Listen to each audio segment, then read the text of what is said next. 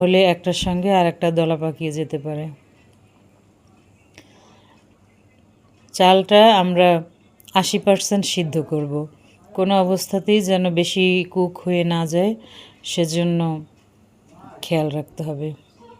এরপরে আমরা রাইসটাকে সেকে নিয়েছি, এখন রান্নার পালা।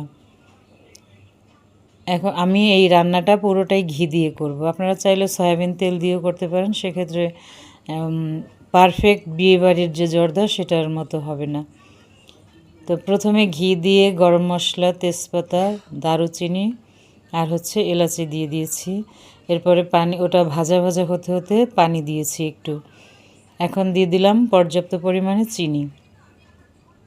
আমি চাল নিয়েছি আধা কেজি পরিমাণ, আর চিনিও দিব আধা কেজি বা তার চেয়েও একটু বেশি। মিষ্টি যারা বেশি খেতে পছন্দ করেন তারা একটু বেশি মিষ্টি দিবেন। নর্মালি জর্দা একটু মিষ্টি বেশি হলেই খেতে ভালো লাগবে। এটা যখন একটু গরম হয়ে আসবে তখন দিয়ে দিচ্ছি মালটার রস। আপনারা মালটার রস হাতের কাছে না থাকলেও লেবুর রসও দিতে পারেন, তবে চেষ্টা করবেন অবশ্যই মালটার রস দিতে। মালটার রস দিলে জর্দার ঘ্রাণ অনেক সুন্দর হয়, খেতেও সুস্বাদু হয়। তো এটাকে ভালোভাবে নেড়েচেড়ে আমি দিয়ে দিচ্ছি সেই হাফ সিদ্ধ রাইসগুলো।